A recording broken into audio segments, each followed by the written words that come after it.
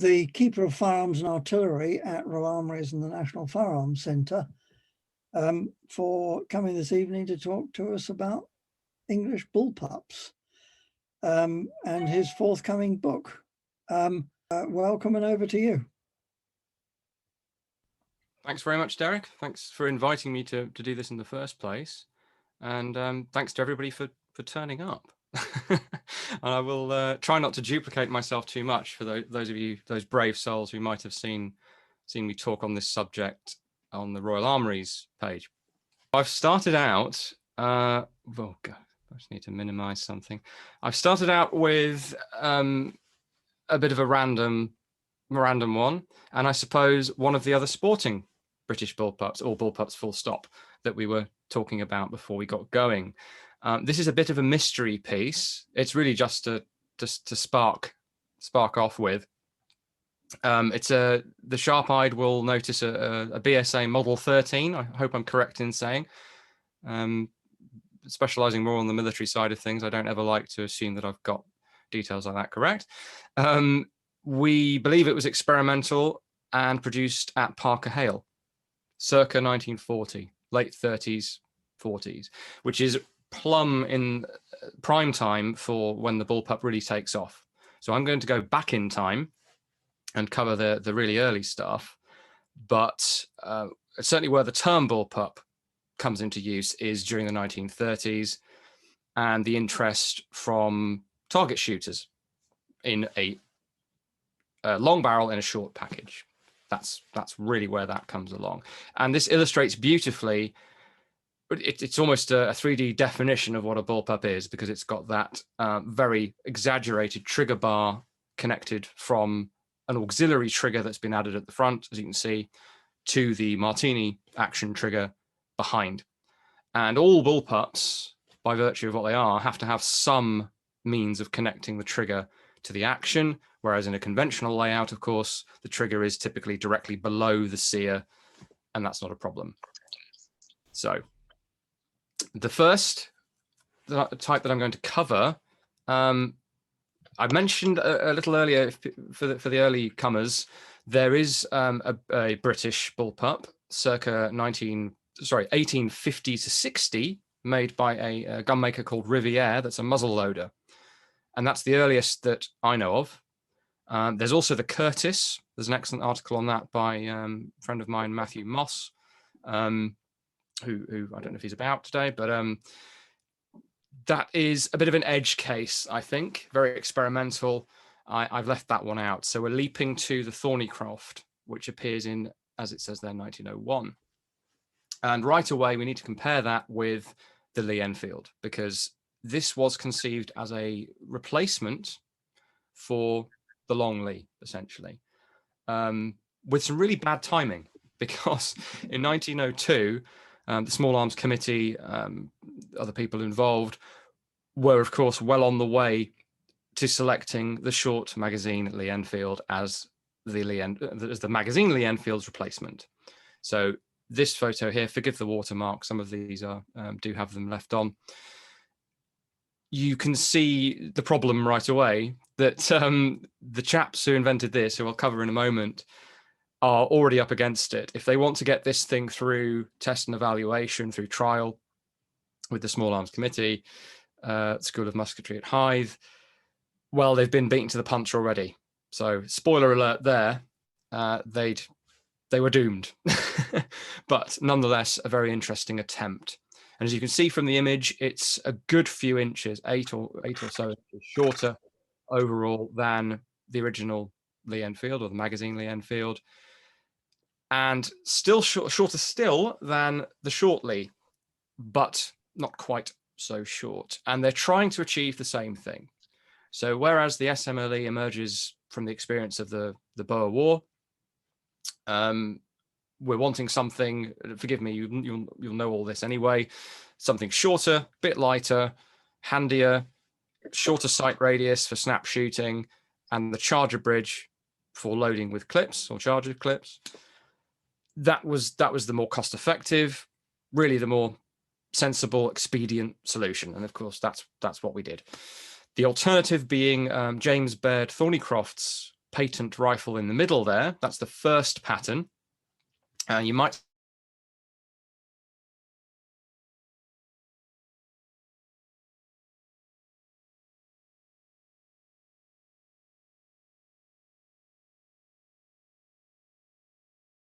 the Lees, the service Lees.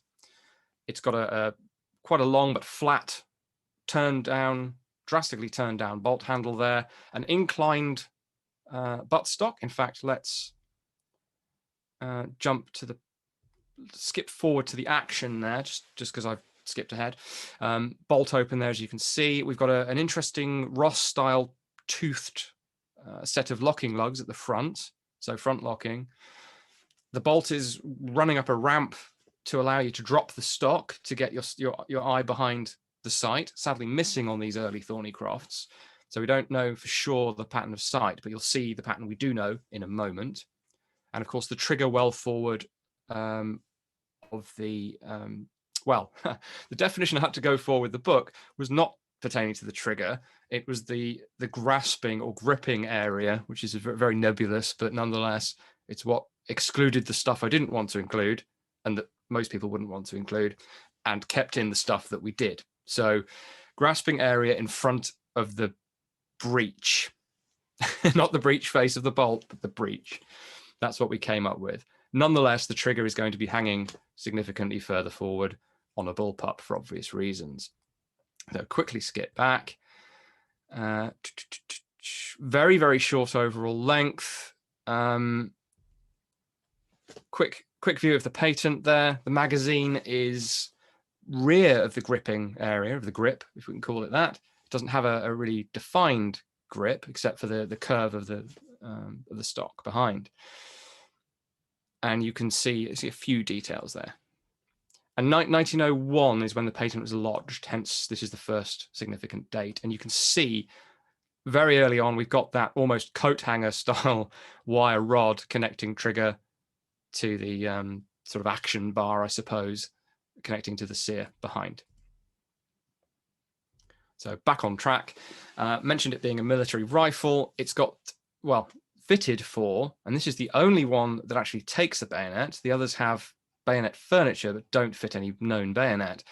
It's the patent 1888. No prizes for guessing that one. So 3 major patterns that I say I've identified. It's not nothing too impressive. It's just that there are 3 distinct forms of this. So I've lazily called them first pattern, second pattern, and third pattern. So the first, there's frustratingly little on the first pattern, I should say that. So this is before we've hit military trials in 1903. Nonetheless, Thorneycroft and Farker, who is perhaps the more significant player here. Thorneycroft was an English industrialist and seems to have been the patron primarily, the investor. Farker was the sort of brain trust, I suppose, of Farker Hill, Beardmore Farker fame. I won't have time for too much in the way of biographical information, unfortunately, but it will be in the book. So second pattern is different in every detail. So they've thrown out the original pattern entirely, kept the concept. I should say at this point that right from the off, this was intended for mounted infantry. So it isn't just, well, arguably, it isn't just an SMLE rival. It's specifically for mounted infantry. So I imagine, I don't have their thoughts on this, that Thorneycroft and Farker were looking at this as potentially as a substitute standard rifle. But I imagine primarily they would have liked it to replace the Long Lee. So you can see the advantage for mounted infantry. The modern day dragoons ride into battle, jump off, do their infantry fighting, and get back on the horse to go to the next battle. To put it in very simple terms, really quite similar to the later motivation for the Bullpup of mechanized infantry or infantry operating from aircraft, that kind of thing. But we're on horseback at this time. So I won't labor the details here, but as I say, completely different. We have got more of a semi-pistol grip here. Clearly there were some ergonomic concerns with the early version. Both of these have a lever to depress the follower for rapid loading and unloading. So no charger bridge, which is one of the things that would be criticized for in trials, but an ability to drop the follower, drop in 5 rounds, and then close the follower back up and close the bolt. All 3 patterns have that, actually, in different forms. And as time moves on, this becomes less and less of a bullpup. The proportions, by the definition, by the arbitrary definition that I've had to go with, the 3rd pattern is no longer actually a bullpup, but it's still very abbreviated, foreshortened, quasi-bullpup, and it has to be included because it's part of the development history. But it's interesting that in order to please, and this is overlapping with the trials, which I'll talk about in a moment, to please the military customer, perhaps other people that had an investment in this, it's becoming stretched out. Barrel's getting shortened slightly to compensate, but it's becoming less of an extreme bullpup. Whereas the first pattern is very bullpup. You can hold it in one hand at arm's length and shoot it if you wanted to. Incidentally, for mounted infantry, if they are caught on the hop and have to fire from the saddle, being able to fire in the shoulder with one hand, with the reins in the other hand, is a theoretical advantage. Theoretical. So 3rd pattern goes for some rather Mauser-looking twin lug bolt, but it does have a 3rd lug that's pointed out there, Mauser-esque extractor, and again, a completely different design. We've thrown out both of the first 2 patterns and gone for something completely different. Same concept, different rifle. And these are by far the most numerous, by which I mean there are more than 6. There's only 1 of the first pattern and 2 of the second. So this is starting to, this thing has never reached anything like mass production or serial production, but it has reached numerous prototype, the stage of numerous prototypes being made. Most, if not all, by Webley and Scott, by the way. This safety, by the way, is an interesting one on these rifles. The main safety provision is a form of bolt lock. And on the 3rd pattern, the bolt handle has to be in the vertical position, which I suppose makes the whole package a bit more slim as well. And a little lever, which is visible in the next shot, actually isn't quite visible, frustratingly, but it's where that scooped out bit of wood is. The bolt is actually locked in that photo. So I'll talk about the sights in a moment, but the bolt lock is in place. So you have a round chambered, the bolt lever is locked vertically. So to make it ready, you would have to flick forward this safety lever that's latching a pin on the bolt handle and slap the bolt handle down, and then you're ready to fire. So no applied safety per se, but it does have this bolt lock, which is also potentially useful for carriage as well. Sights-wise, this is the Thorneycroft patent sight, as it says there. You can just about glimpse it's a sort of barleycorn-ish front sight. Various of these are missing their sights, so only on these 3rd patterns is it clear what was intended. And the patent feature, really, this is a fairly conventional tangent sight. The patent feature is a sliding windage adjustment, and this is one of Thorneycroft's various patents. You can just about see the adjustment system underneath there. So before I sum up on these, a bit more on the gentleman. So I mentioned James Baird Thorneycroft being the industrialist inventor. Farquhar, Mowbray Gore Farquhar, I hope I pronounced his first name correctly. Scott, Thorneycroft was English, but living in Scotland at the time. And Thorneycroft, people might be familiar with Thorneycroft's mounted infantry. That's the connection. That's the spark for creating this new short rifle in this radical new shape. Is James's brother, which is interesting. Frustratingly little detail on that, but at least the connection is known. So trials, I keep teasing you with trials. It was the 2nd pattern rifle. So you can see there which one that is, second from top, that saw military trial. The commandant at Hythe remarked, "The rifles are light and handle well, and the principle of curtailing the length of the rifle while securing the full length of barrel has much to recommend it." And that, I think, is the most important quote in my book, because it applies in one way or another to every bullpup. They were fans of the mounted infantry application of a short rifle with a long barrel. Unfortunately, as I said, the SMLE was underway and it was found wanting. They did a direct shoot off between the two. And it doesn't look, reading between the lines, it does not look like this was in any way a serious attempt to even think about adopting this rifle. This was a sense check, if you like, in modern parlance. This was, let's see where technology is going. We've got our stopgap. Is something like this what we want to look at in future? The answer was no, at least for the Thorneycroft. It was found to be to have more recoil. Talk amongst yourselves if in terms of short stocks and bullpups and whether you might get more perceived recoil. We haven't fired any of ours, I hasten to add. Slow to load, lack of a charger bridge, and had a heavy trigger. And poor triggers are a theme of the bullpup. We'll see a bit more about that later. And it was found to have a lower rate of fire, less reliable, feed stoppages of one sort or another. I think that the round would dive on the way up or the way into the chamber. Accuracy was comparable. The Thorneycroft was slightly worse at sort of battlefield ranges, but weirdly performed better at 1,500 yards, which was the extreme range tested, but not significantly. But similar barrel length, same caliber, not at all unexpected. It looks like Farker and Thorneycroft weren't advised of the outcome because they requested feedback and were denied. This is in the Small Arms Committee minutes. They nonetheless stuck at it and produced that third version that we've seen, less radical. This received the rather passive-aggressive response. The committee inspected the rifle and asked that Mr. Farker be thanked for exhibiting it, which I think is faintly damning.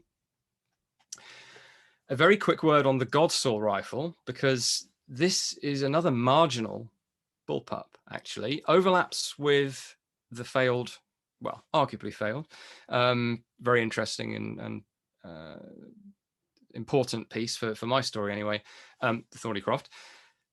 Things kick off with Thorneycroft in 1901. For Godsaw, it's 1902, and the two overlap with each other. They both see some military interest, but the Godsaw even less. Except that Godsaw's relationship with the Small Arms Committee persists until 1911-ish.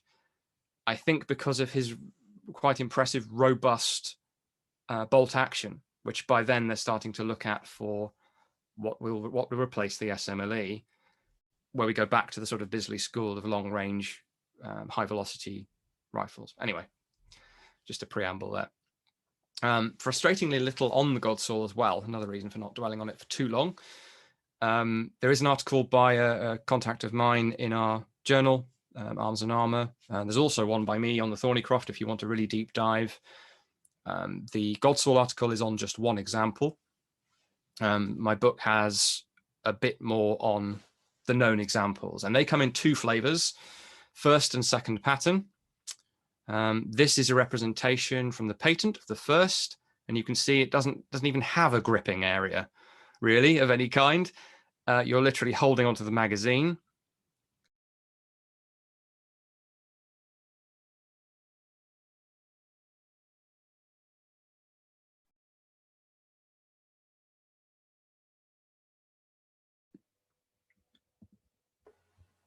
Jonathan, you're muted.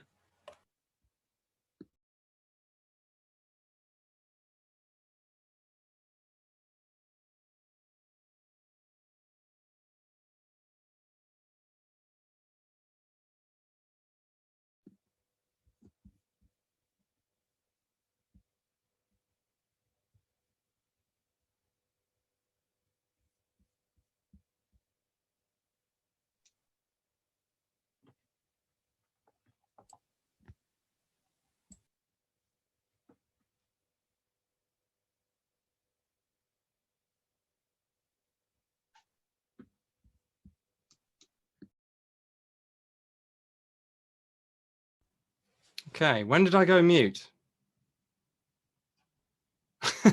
Very strange. I've unmuted. Just please do pipe up again if that happens. I didn't touch anything. I've no idea what happened. Right. We lost about 2 minutes, not much. Okay. Thank you for that. Very strange. Right, I need to reset myself, I think.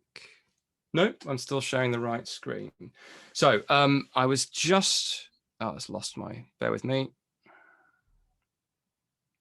Okay, so I was just saying that despite the inventor of the Godsaw being Major Philip Thomas Godsaw, who was a military man with a fairly long career, I get much more of a target shooter's vibe from this rifle. Maybe that's my lack of target shooting experience, but not having the a grip of any kind seemed like a shortcoming, and in fact one was added with the second pattern. I mean, there's no reason why this couldn't have been a military rifle, but it doesn't seem to have the direct inspiration of the Thorneycroft coming directly from the world of well, not directly, but tangentially from the world of the mounted infantry. You can see on the patent there another form of trigger bar, and it's very short. So short, stiff trigger bars for bullpups are a good thing. That's enabled on this by it actually not being much of a bullpup, as noted, and it has that interesting club stock. Here's a proper rifle, because first pattern rifles are very rare. We don't have one, and I wasn't able to track down an original. The current Philip Godsaw was very kind and helped me out with some photos of the three that are still in the family. They're all variations on this second pattern. They don't have any of the first, so super rare. One was sold at auction by Christie's back in the 80s. If anyone knows where that is, bit late now for the book, but I'd still like to know. You can see on the next slide that trigger bar again, so bear with me on that one. And you can see here, hopefully, the flanged grip. It's a sort of cup. It's almost like those rest foregrips for target shooting that you see on things like Anschutz rifles. But it's for your firing hand, and you sort of cup the magazine with this rather expensive carved design around it. Bayonet lug, but as noted, these things don't seem to fit an extant bayonet. I'm sure that would have been resolved had it gone anywhere. You'll see how short and chunky that bolt is. Well, not really chunky, just short. So good, compact, robust design with quad locking lugs. This is why the Small Arms Committee was more interested in Godsaw's bolt than in his rifle, I think. And there's that trigger bar, which is pushed up at the front by the trigger. Obviously, that comes down at the back and fires the sear, fires off the sear, I should say, on the bolt when it's forward. Does have a charger guide, you'll notice. So very brief on that. Apologies for that. But it is a bit of a footnote in this, what I'm talking about right at the moment. The really big phase of early British bullpup interest starts in 1944. There was a new specification in 1940. Incidentally, many thanks to Ian Patrick for his tremendous amount of help with this era of the book. It's benefited greatly from his input and from others as well, but thank you. So new specification for a self-loading rifle, because of course the M1 Garand had been entered into service in 1936 with the Americans and was pretty successful, I think it's fair to say. And by 1940, we were realizing we need to keep a weather eye at least on self-loading rifles. Unfortunately, there being a war on, it would make it rather difficult to introduce one during the course of the war, but at least we would know for the future. But those designs being looked at were conventional in layout, so they don't interest us immediately. Ammunition, of course, does drive some changes in thinking here. So we will briefly detour to conventional layout rifles. Just some selections. This is from a display board from, I think, from the 50s in our collection, showing maybe a little later, showing the two marks of 303, 792 by 57, and 30-06, British-made version thereof. Of course, we're coming out of the Second World War with a selection of options if we want to go for something more favorable to self-loading mechanisms. The tapered rimmed 303 is recognized as not being the optimum. So we're at various points during the Second World War, we're looking at adopting either the German 792, which we're making domestically, or the American 30-06, which we're also making / have access to. Then there's the beginning of a seismic shift when we encounter 792 by 33, which I've badly tacked onto that slide there, which of course is reduced weight, reduced recoil, and enables this idea of the assault rifle. Captured examples of ammunition and rifles, sort of mid-war. So but still, we're quite wedded to this idea, as many nations are, of a full power self-loading rifle. And for a while, this looks like it might be a candidate. Another EM 1 and 2, not the ones that you're waiting for. And this is Saiv's design, who would go of Browning high power fame, or at least he started it off. And more importantly, FAL fame, who was part of the small arms design establishment at this time. And this design goes away and comes back later to bite us effectively.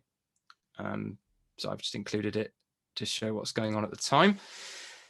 The first really significant rifle from this era, in my view anyway, is the what I tend to call the SREM, but Sniper Rifle Experimental Model, or SREM. 2 examples were made, and we've got one of them. I don't think the other one is extant. It's missing its scope. We do have, again, thanks to Ian, who dug it out, design drawing showing the scope. And I believe I'm right in saying it was the number 32 scope that would have been fitted to this. It has a single scope ring built into the design, as you can see there. Quite an interesting weapon. The design impetus for this was different again, really. I mean, short overall length remains the driving force, but this is explicitly a sniper's rifle. And the purpose of putting the working parts to the rear here was to allow the sniper to manually reload, cock the rifle in the prone without disturbing his position or hold unduly. A rather, today, I guess, a rather Heath Robinson approach to what you achieve with a self-loading rifle. The action cycles, your sight picture is disturbed as little as possible. Well, this was the British approach for a sniper's rifle in 1944, was none of that gas system nonsense that might affect accuracy. It's a straight pull, effectively pump action, grip operated rifle. And there's the grip in its 2 positions. There's a catch which is marked there, confusingly trigger shaped. Hopefully you wouldn't in the dark pull the wrong trigger, or the low light conditions. Pull that and pull the whole grip to the rear, and then push it forward again to chamber around. Another inclined bolt design. Again, that's to get the cheek weld and eye position where it needs to be. There are other ways to do that, of course, raising the sight up being the main one. There's another design from 1944 from John Eric Mounsey Hall, to give him his full name, who is Australian. Incidentally, the book is a bit more inclusive in terms of Commonwealth nations than this presentation. I think I've only included a couple of Aussies in this one. But this is quite fascinating. A paper gun, as you might call it. It didn't make it past the mock-up stage. So not quite paper gun, but nearly. You can see the bullpup arrangement.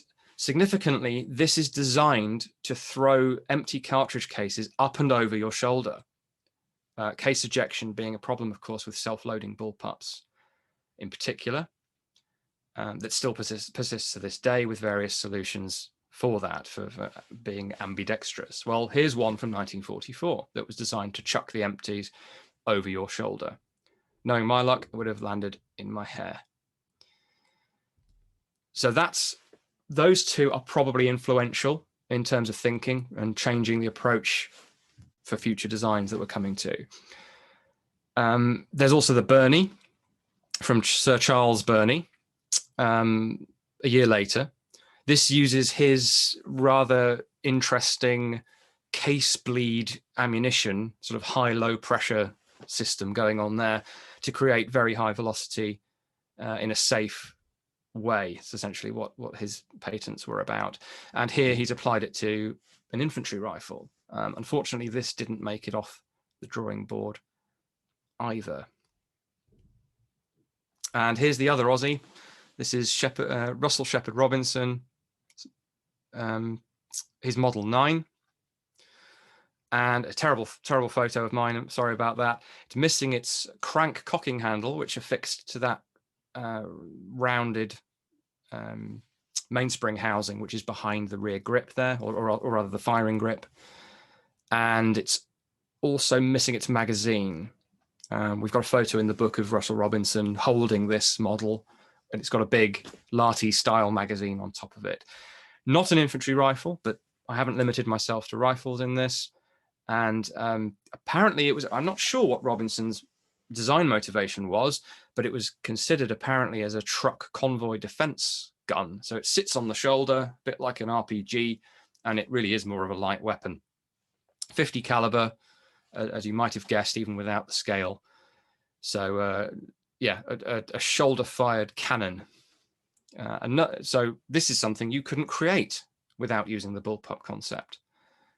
But then again, it's probably an illustration of the phrase, just because you can doesn't mean you should. But we designers like Russell Robinson, we absolutely relied upon to drive technology forward. So that's absolutely no slight intended there. And then we might be getting into slightly more familiar ground for some people.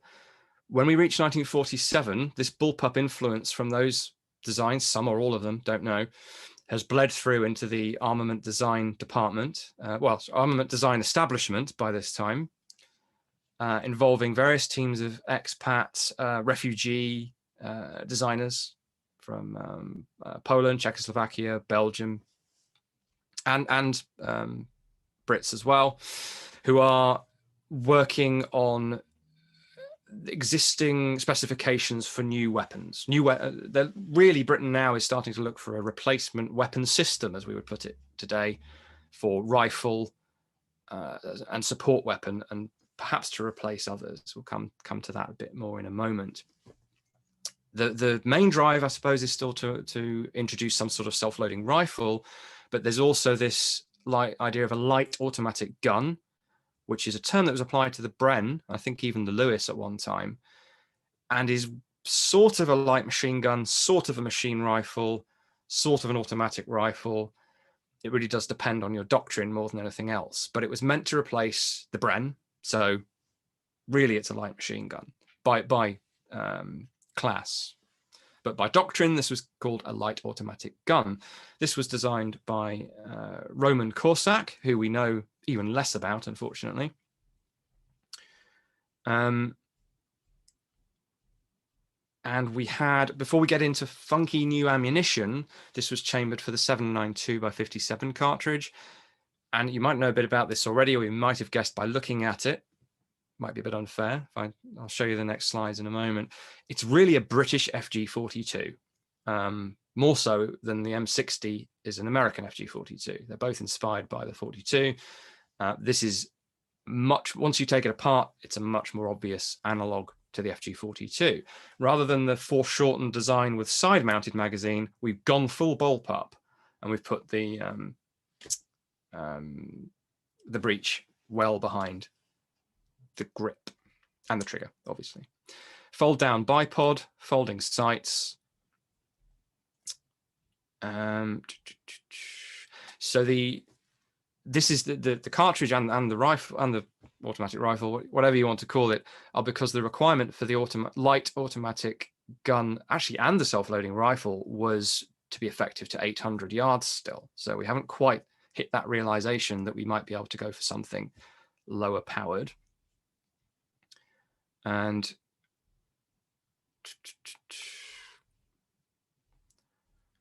I will just mention a little bit ahead of time, that was really the American thinking, was we must have our powerful long range cartridge, just like 30-06. Let's make it lighter and shorter if we can. So by this time, the Americans are well on with developing their new prototype, what would have ultimately become 7.62 NATO. In 44, we weren't aware of that yet. By 47, I think I'm right in saying that we were. So we've got a parallel in the light automatic gun, but thinking is already shifting, as you'll see in a moment. The Americans were particularly obsessed, perhaps is a strong word, but with vertex, so that the height at which you might hit or overshoot a man-sized target. So that they wanted something that was powerful enough to reach out to 700-800 meters or more, but do so on a trajectory that would intersect with a target at that distance, if that makes sense.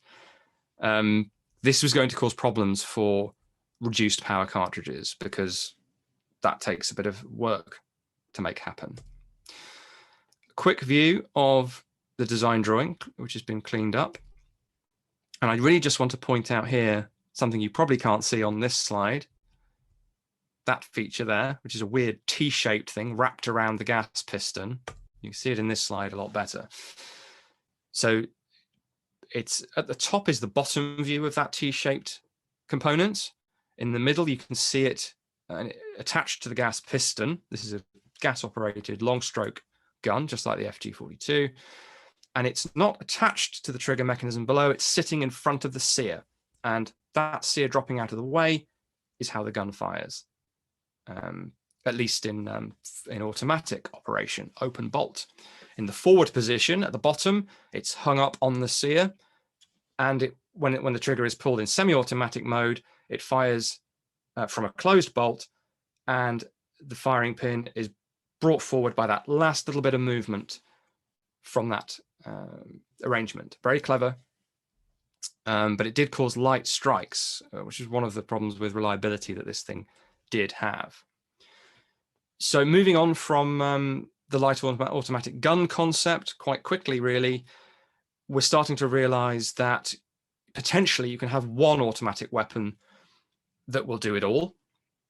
I'll just let you look at that slide while I take a sip.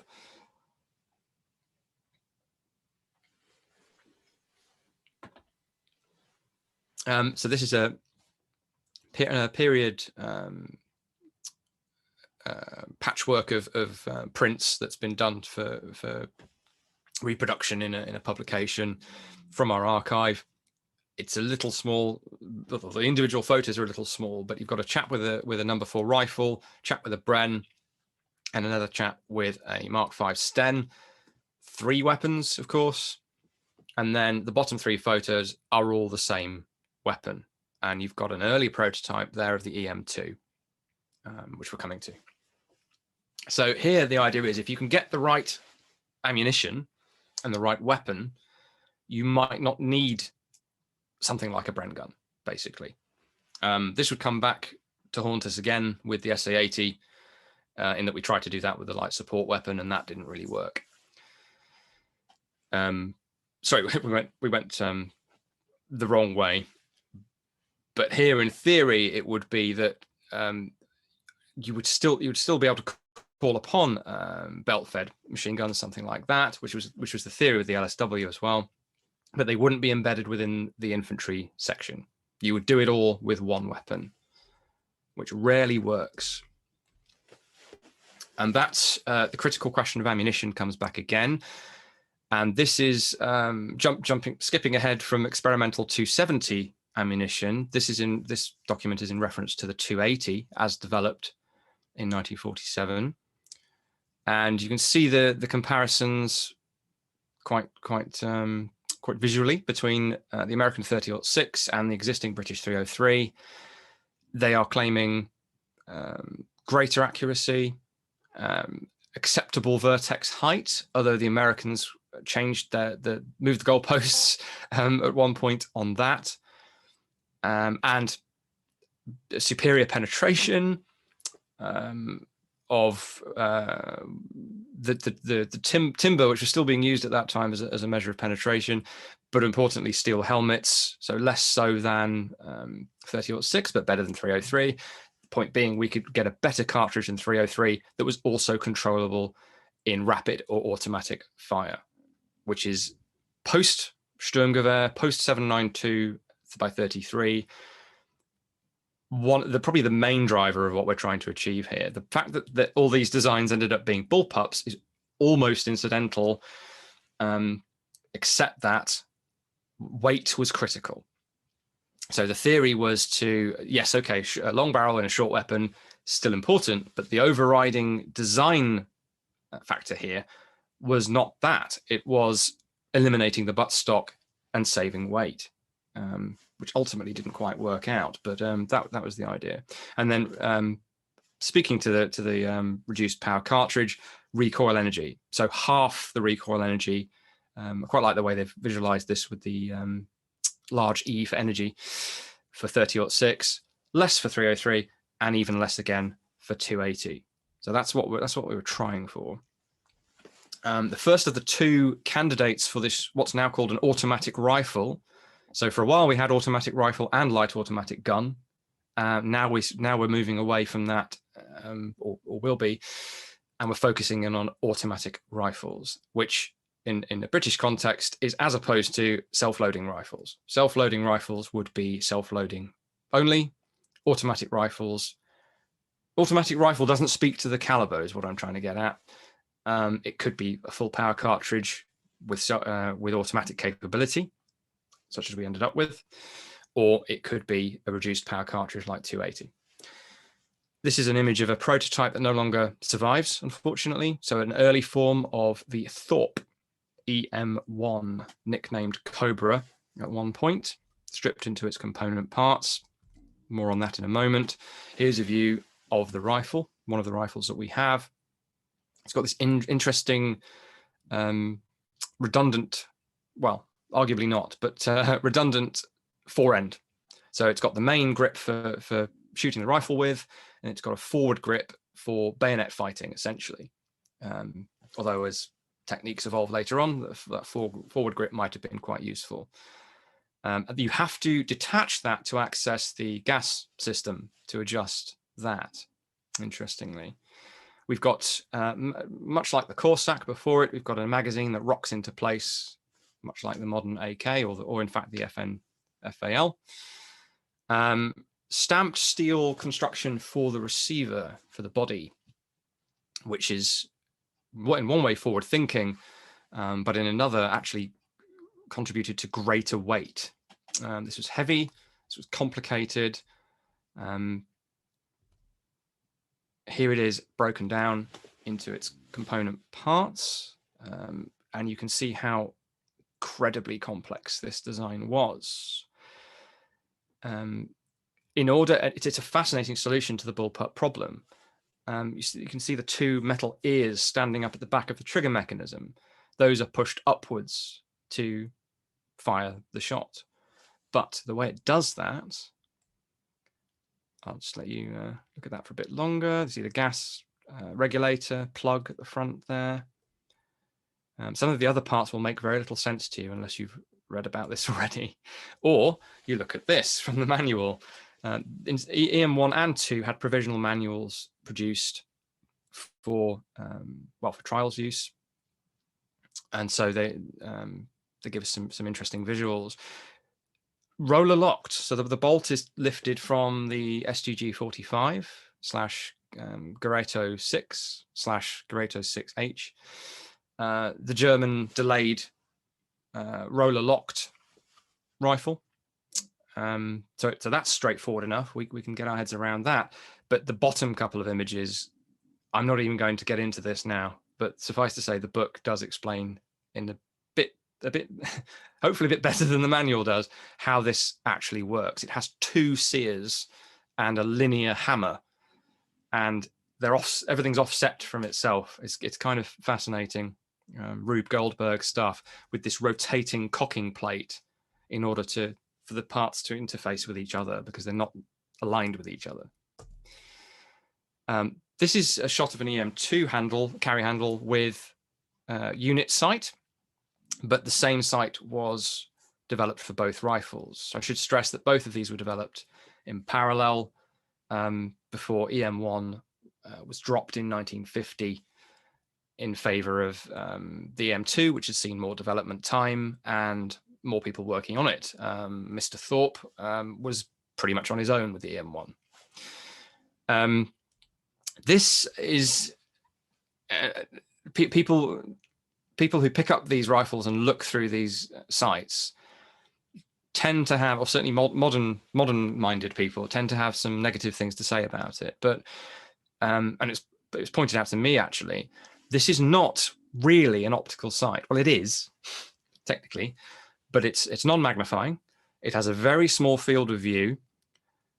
By design, it's not meant to be a telescopic sight or a battlefield magnified optical sight. That was not really a thing yet. You either had a sniper telescopic sight or you had iron sights. And this is really a replacement for the aperture sight. It's an optical aperture sight, by which I mean you can use it like an aperture sight. Within it does have a reticle. Let me show you from the manual how that looks. So you have different graduated ranges on there, a vertical pointer. So it's actually a very clever design, and it serves the purpose of an aperture battle sight, with the ability to shoot out to 700 meters, 800 meters, 900 meters, apologies, on this one anyway.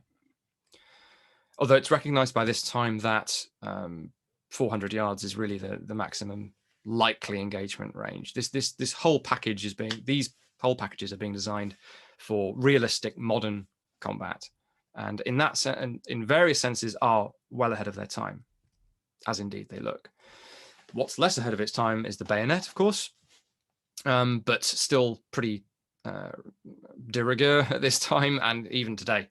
So the number 7 Mark 1 is derived from the number 7 bayonet for the number 5 rifle, initially just with a reduced muzzle ring, and then a sprung pommel is designed for it, which enables you to convert it from utility knife or combat knife to bayonet, but it's primarily there for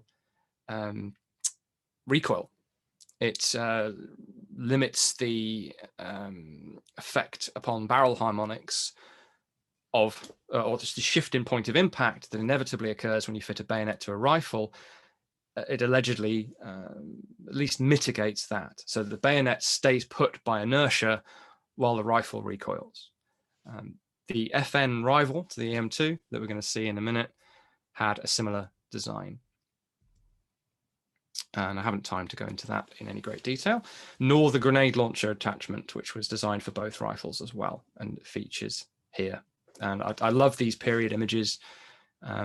Chap in pattern 37 gear, post-war battle dress, but nonetheless looks very Second World War. He's even got an old Mark II Brody helmet there rather than the Mark IV.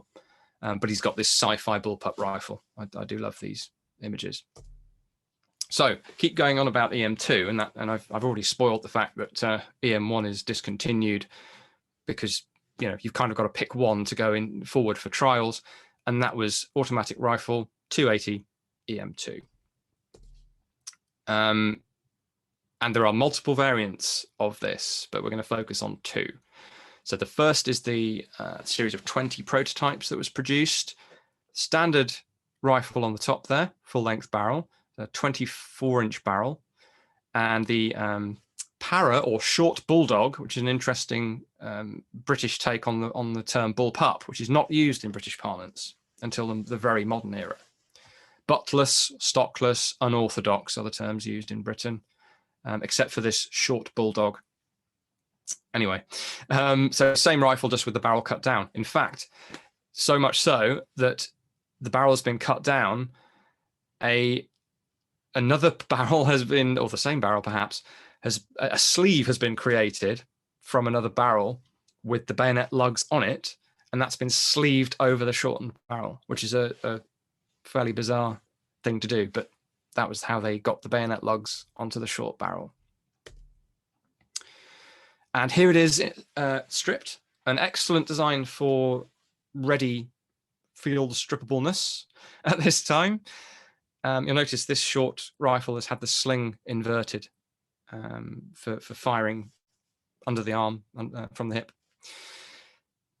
So yeah, breaks down quite easily. Press a catch, rotate the butt, remove the recoil spring and guide rod. Everything comes out the back, nice and easy to clean. But the bolt assembly is extremely complex. 14 rather expensive, difficult components to machine or otherwise make.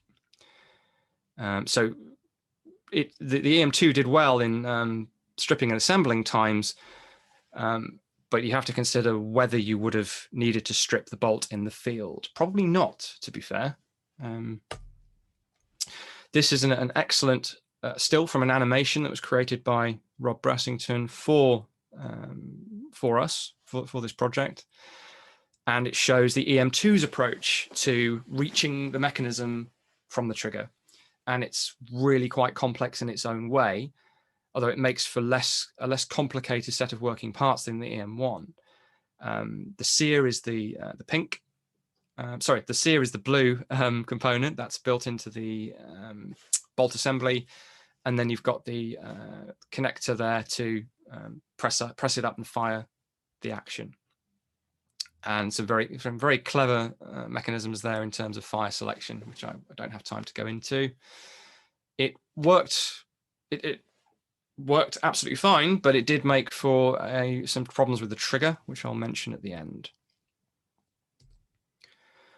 And because I've got so few photos of people, I've thrown this in of Stefan Kenneth Jansen, to give him his English name, who was a Polish army captain, originally going by the name of Kazimierz Stefan Januszewski, and I probably butchered that. He's thought to have worked at the FB facility in Radom in Poland, and he made his way through Europe to Britain as a refugee, as various of the other armament design establishment designers did. And in his own words, in 1939, I joined a Polish anti-aircraft regiment and was later interned in Hungary. I escaped and worked my way through Yugoslavia and Italy to France. My wife was still in Poland then. I came to England with the Polish Corps, working most of the time on designing and developing small arms, and it was not until I was naturalized that my wife was able to leave Poland and come to me. Just a bit of human history among the firearms there. He joined the Royal Artillery Reserves, keeping his military connection despite being effectively a civil servant designing guns. Became a British citizen in 1947, same year that the EM2 emerged. He actually received an OBE in 1952. In 1953, which is the end of the EM2 story, as we'll see in a moment, he left the armament design establishment and went to Winchester in America and oversaw several projects there before finishing his career. So he didn't just stop with EM2.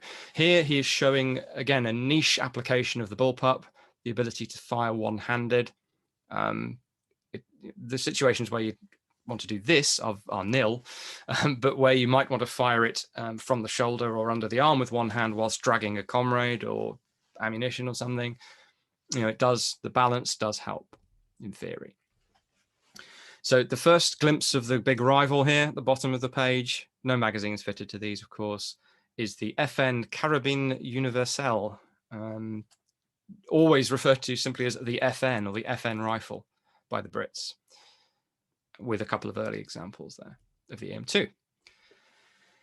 And just to throw in another nice historical picture from the archive, but also briefly touch on the Arctic trigger, this is an EM2 from later trials, 1953 in Canada, as it says there. And you can see this saber guard Arctic trigger, and it has a lever trigger that replaces or snaps onto the trigger underneath. Quite a clever design, ripped off wholesale for the Enfield weapon system that we're not going to be talking about today, and then never produced for that. But it was the standard Arctic trigger for the EM2. And the bayonet, same bayonet as before, as mentioned. Here it is fitted to an EM2. Adopted in April 1951 after the initial round of trials went well, and Britain decided to lead its allies by the nose and adopt the rifle as rifle 7mm, equivalent to 280, of course, number 9 Mark 1. And this is the design drawing for that rifle, which actually differs in a number of details from most examples that exist today. That one-piece handguard that you see there, that's on the 7.62 guns that we'll finish with, was designed for rifle number 9 in 1951. You can see the guard on the magazine catch at the rear there.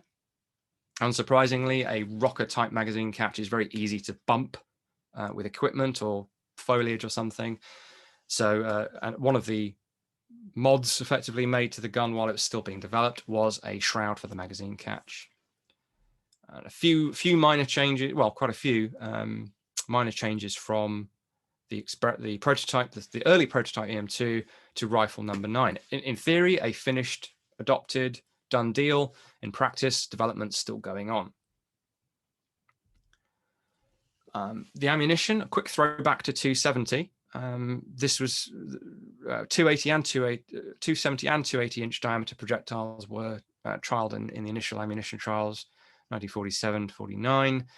The 280 appears in 2 incarnations there. The aluminium case version there is the early version.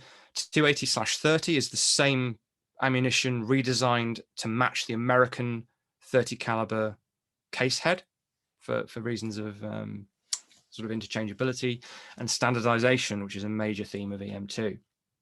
And then we have a bewildering series of compromise calibers as it becomes apparent that America is not keen on compromising cartridge power. And then we end up with the last 2. There are EM2 variants created in an attempt to save the project, essentially, in 7mm, sorry, the 7mm HV specifically. There's a rifle variant of EM2 created for that caliber, which is found to be very, very similar to the other one, which is 7.62 by 51, or what later becomes designated as such. So those 2 calibers are what's carried forward. But I keep getting ahead of myself, but after 280 is ditched. When that happens, well, there's no sort of hard retraction of the adoption of EM2 in 280/7mm, but by I suppose 4 months later in 1952, it's clear that it's not. It might be in the books as a service weapon, but we're not moving ahead with troop trials and mass production, anything like that. We are still looking at other options. And at that time, the other option is the FN FAL, or what would become the FAL, the Carabine Universelle, which we'll come back to in a moment. The attempt to keep the EM2 going, dropping 7mm HV as not worth pursuing, is the X2E1. So by this time we've dropped the number mark system and we've gone to the X/L system, hence L1A1 when we adopt what we adopt later.